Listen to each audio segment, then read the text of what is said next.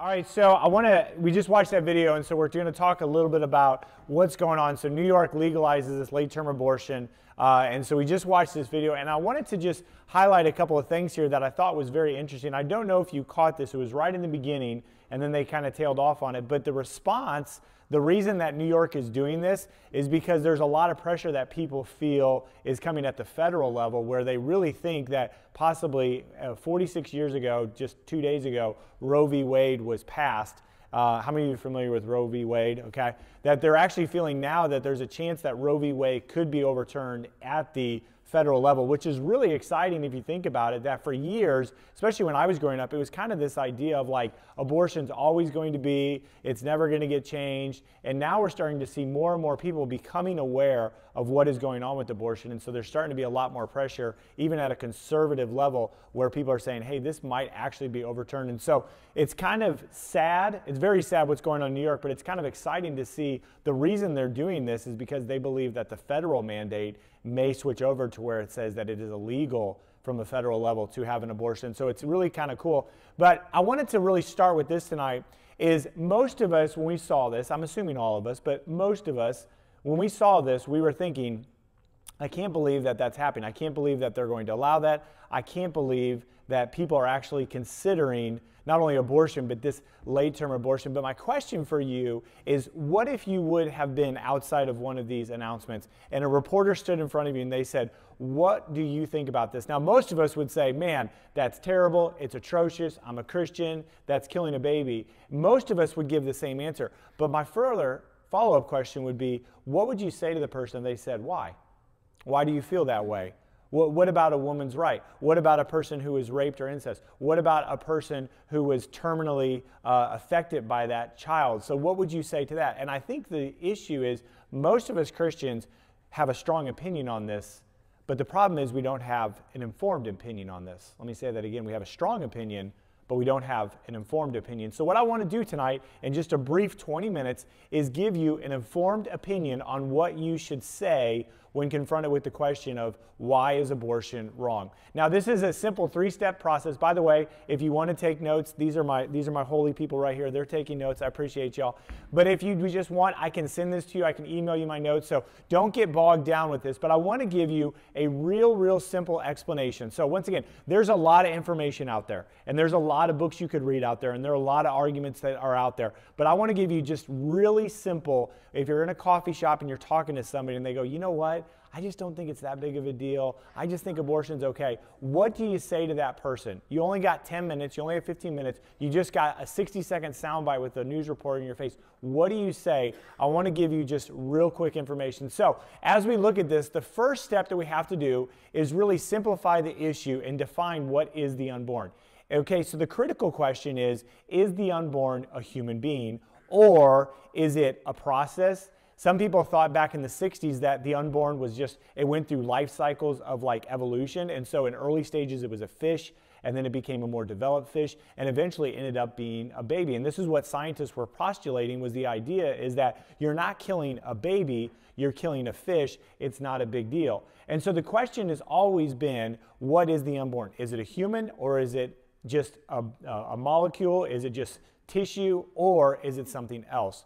The second thing is we have to make a scientific and philosophical case for the humanity of the unborn. All that to say, we just have to say, if we can show that the unborn is a human, now that's a game changer.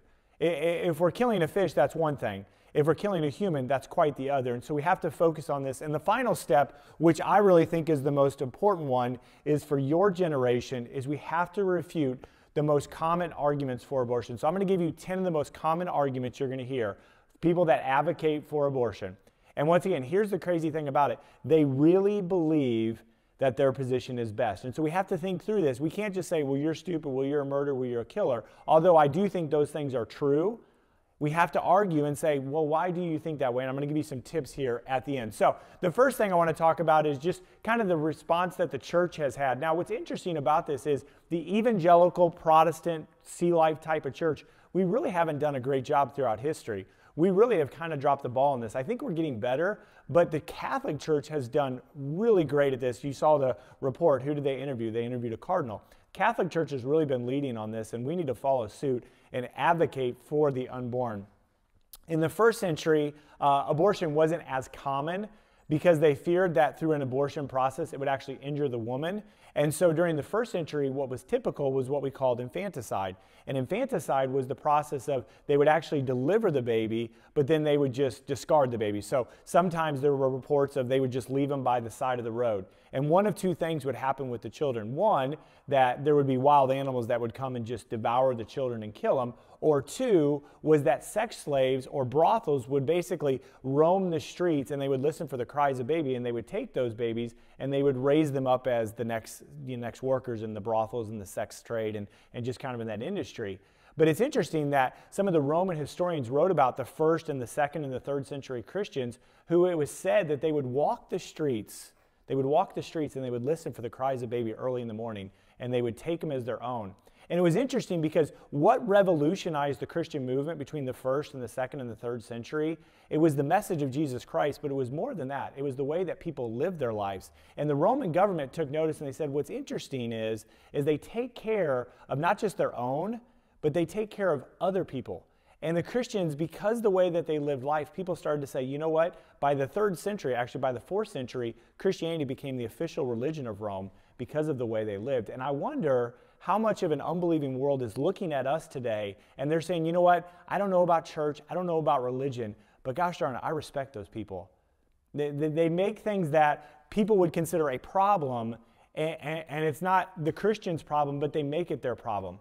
This isn't their child, but they make it their child. And I think we have to lead as the Christians today to say, you know what? This is our issue. It's not my kid. My kid's not being killed, but I'm going to make it my kid. That's not my state, New York. I'm from Texas. I'm a conservative state. No, I'm going to make New York my problem. I'm going to make New York my mission. That has to become our mission, because here's the thing. If you want to see the name of Jesus Christ glorified, it comes by the way we live and the way we act. And in the first and the second and the third century, the Roman church was impacted, the Roman government was impacted because of the way that the Christians lived. Now, I just wanted to give you a quick couple of facts. These are going to just blow your mind. The abortion is America's most frequently performed surgery on women. Think about that for a second. The most performed surgery on women is abortion. 1 out of 4 births or conceptions are abortions. So 25% of babies that are conceived, they become aborted. 75% are actually born, 25% are aborted. 75% are conceived, 25%. 43% of women have had an abortion. 43% of women have had an abortion, okay? That's crazy to me to think that 43% have been impacted by this. 3,753 abortions per day in America. 3,753 abortions per day. The reason I put this next to it, that's more than the people that were killed on 9/11. I find this interesting, not to say that we're comparing these two, but it's interesting that New York just legalized the abortion, 3,753 abortions per day, and that's more people that were killed on the day that we consider one of the most heinous days in American history. And yet every single day, 3,753 children are aborted for this idea of legalizing abortion.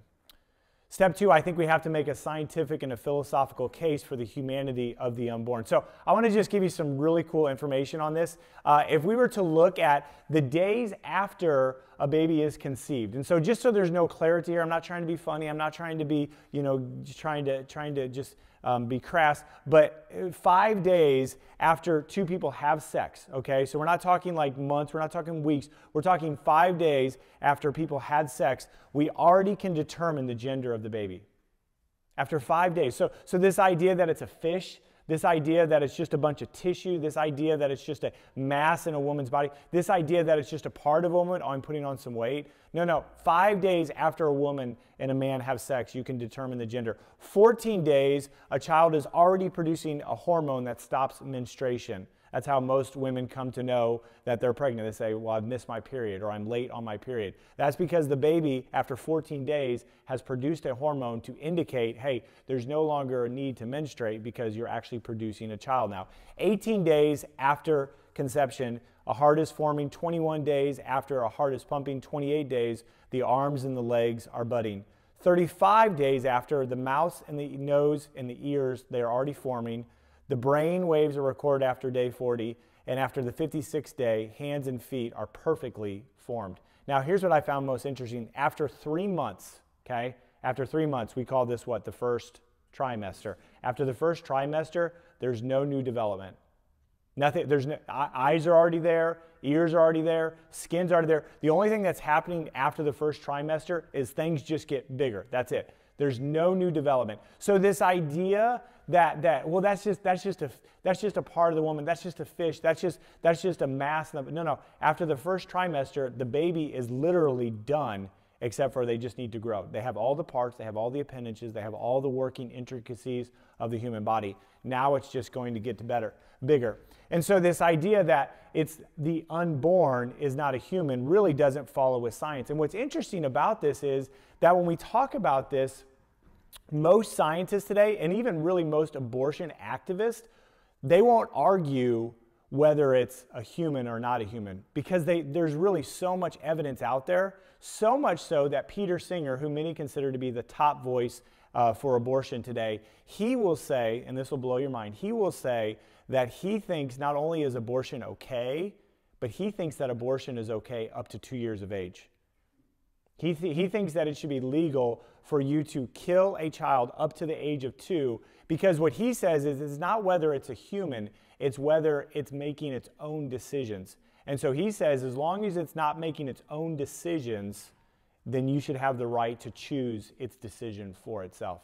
Now, you have to think about that and how that plays out. I want to remember a story. This is actually 10 years ago, back in October. But does anybody remember or the name or the story of Casey Anthony? Does anybody remember that story? Okay. How many of you have never heard the story of Casey Anthony? So Casey Anthony, you can Google this. There's a bunch of documentaries out on this story.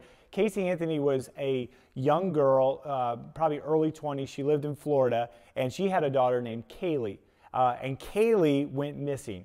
And so it was all over the news. It even made local or national news, just the idea of where is young Kaylee. And so they're looking for Kaylee. They can't find Kaylee. Casey's kind of acting very interesting. So obviously she was a prime suspect in this thing. And eventually they come to find Kaylee's body, and they come to realize that Kaylee's murderer was her own mother, Casey, who basically tortured her, or not tortured her, she basically strangled her to death, duct taped her, and killed her own child. And so Casey was put on trial, and then they indicted her of this crime, and then it was all over the news about where they're going to put this girl, because everybody in America wanted to kill Casey Anthony, because they were like, how could the mother kill her own child? But I remember when I saw this news report, I just kept thinking to myself, man, that's terrible, but how is that any different than abortion? I mean, we just saw a bunch of lawmakers in New York celebrating, saying this is a great day, so much so that the governor, anybody see what the governor of New York said to do? Light up the Empire State Building, because this is a day that we celebrate the rights of women. But my thing was to say, 10 years ago, people were going to kill Casey Anthony because she killed her own daughter, and yet now we're celebrating the fact that New York is saying it's legal to have an abortion even up till a late-term birth. I want to give you the top 10 arguments that abortion activists are going to make. I think that this is the most important thing for you to know. These are the things that they're going to tell you, because I don't think that they're thinking correctly, and so I think it's important for us to help them think correctly. So the first one is, most abortion activists will say this: isn't the unborn a part of the woman? And so isn't like it's a bunch of mass, it's a bunch of, so once again, I'm getting rid of some skin, or I chunked my arm, and that's all it is. It's just a part of the woman. Well, the problem with that is that when you actually take a baby and you take a mother, you realize real quickly that there's two different genetic codes. If you cut off my hand and you cut off my foot, guess what? The genetic code, what's it going to do? It's going to match. It's exactly the same. You take a baby and you take its mother or you take its father, it's a completely different genetic code. Not only that, but if a child dies, the mother still lives. And if the mother dies, it's possible that the child may still live. So we have two separate entities. So this idea of if my hand is a part of me, but I die, my hand dies. If I die, my foot dies, because it's a part of me. But a mother and a child, there's two separate entities. Not only so, but it's interesting that in most states, it's actually illegal to use drugs while you're pregnant, but it's legal to kill the baby. You ever thought about that? If you're found using drugs, they can actually penalize you and they can put punishment on you, maybe even put you in jail because they're saying you're harming the baby. But if you were to kill the baby, they would say, well, no, that's legal. That's your choice. See, there seems to be some inconsistency with the way that they're thinking about this. A second argument is they'll say this: abortion, it's a women's rights issue. Did you hear that in the video? They said this is a women's rights issue. We need to celebrate this. This was a day that we moved women's rights issues forward in a day and age when women's rights are being attacked. But I would tell you that this is probably the biggest women's rights issue, but it's a women's rights issue against them. Look at this. Abortion does not favor a woman. A study was done once, and they took 99 children. 53 were boys, 46 were girls. One of those boys was aborted, but 29 of the girls were aborted. Anybody familiar with what was going on in the last 30 or 40 years in China? You can only have one child. You can have one child. And so naturally, you wanted a boy or a girl. A boy, because you wanted to carry on your lineage for your family. And so what they realized in China was that they were killing a lot of young women. They weren't killing the boys because they wanted somebody to carry on the family lineage, to carry on the family name. And so these boards, listen, abortion is not impacting guys as much as it's impacting women. Women are the ones that are being aborted. And let's just go 50-50, say 50% are boys, 50% are girls. If we're saying that this is a women's rights issue, then 3,753 divided in half, you're having roughly 1,700 women that are being killed every single day. So this is not a women's right issue. Abortion does not favor women.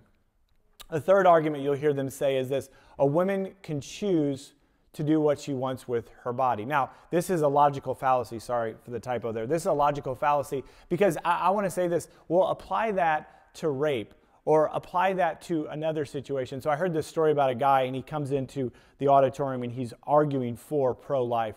And the students are typically pro-choice, or what I like to call pro-death, because there's really no pro-life. It's really pro-life and pro-death. But he'll come in there and he'll say, I think it's okay to rape women. And everybody in the audience is like, no, that's terrible, that's terrible. And he says, no, it's my right to do what I want with my body. And they'll say, no, it's not right to do what you want with your body if it impacts somebody else. Well, the problem is, does abortion impact somebody else? Yeah, it impacts that child. And so he goes on to say, so if I can prove to you that the child is a human and your decisions impact that human, just like you said it was wrong for me to rape somebody else because even though I want to do it with my body that impacts them, then you have to admit that it's wrong to abort somebody because it has an impact on them. See, they don't catch themselves because they're in a logical fallacy. Fourth one, they'll say, is abortion protects women. No, abortion actually increases the chances of breast cancer, placenta previa, preterm births, maternal suicide, and it actually doubles the risk of cervical cancer in women. And so this does not help the women. It actually causes later issues. And we didn't even really dive into the mental issues, the emotional issues. There was a study once done, and they said 80% of women who had an abortion, 80% of those women came back and they said, if somebody wouldn't have talked me into getting an abortion, I wouldn't have done it. I was talking with my mother-in-law today, and she was referring me to a story of a lady, a friend she knew growing up, and she said every March, she had an abortion over 40 years ago. She said every March, I think, my child would be 38 years old today. My child will be 30. Trust me, this idea of, oh, I just had an abortion and I'm okay, that's not the case. There was a sociologist who was talking, or a psychologist who was talking about the impact that it's had on women. And she said, what's interesting is I did not realize how psychologically damaging it would be for people that had an abortion. I mean, it's uncanny the amount of people who are just saying the trauma it caused them far worse than PTSD. A fifth argument you'll hear them say is abortion is a right if a pregnancy may hurt a woman. Now, here's what's interesting in this. Less than 1% of abortions save a woman's life. There are situations, okay? There are situations where they're like, hey, listen, the baby, it's dangerous for the woman. We have to make a rough decision. But we're talking less than 1% of abortions. Dr. C. Everett Koop, who was the U.S. Surgeon General for over 36 years, he said this, in my 36 years of practicing pediatric surgery, I never once saw this occur. And so when people say abortion should be legalized for somebody that's in danger, well, I would say, yeah, I think that should be okay. But we're not talking about the 1%. We're talking about the 99%, which most of the time it's based on convenience, not health. It's based on we don't want this, It's a lot for me. I'm not ready for this. I'm too young. I can't take care of a child. But it's not about protecting the woman's health. A sixth argument that they'll give you, abortion should be permitted in the event of rape. Now, I was telling this story earlier tonight. So if we were to take two heterosexual people, healthy, young, vibrant, at the peak of their sexuality, and they were to hook up for a night, they were to have sex one night, what do you think the odds of them getting pregnant are? What would you say? What are the odds of two people not using protection, not using birth control, they just hook up for a night one time? What do you think the odds of them having a child are? What do you think? 64%. 64%. What do you think? Somebody else. So give me 20%. Okay. It's 3%. 3%. So there's this narrative out there that if people have sex, that they're going to get pregnant. Now, by the way, this is not an endorsement for you to have sex, okay? So listen to me. But listen, there's this idea out there, oh, if you have sex, you're going to get pregnant. The research doesn't support that. It says that if you had two heterosexual people who were both healthy and they had sex, they have a 3% chance of getting pregnant. Now, here's where it changes, though. Now, if you have sex a lot, okay, obviously you increase your chances. Lindsay and I, it took us about 9 months to get pregnant with Lola. We had to try multiple times. I was totally cool with that. So Harper, I know, sorry. Harper and I, not Harper and I, but Harper, it took us, Harper, it took us one try. So once again, but this idea with Lola, it took us 9 months of just planning, almost to the point where we're like, man, what, like, do we need to go see a doctor? Do we need to figure out like what's going on? But with Lola, it took us 9 months. But the idea that it just happens, randomly, no, it's not. It's actually most people who get pregnant, they have to actually try for it. 1% or less than 1% of abortions occur from rape. And abortion, here's what I want you to focus on. Abortion doesn't punish the rapist, it punishes the child. You ever think about that? People say, well, what about the rapist? Man, that person, they raped that person. Yeah, they should be punished. Some people even say they should be killed. Okay, there should be extreme punishment for the rapist.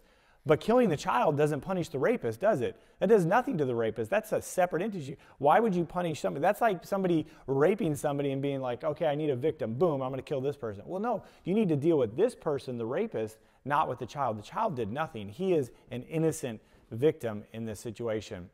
Argument number 7, they'll say abortion should be allowed for disabled children.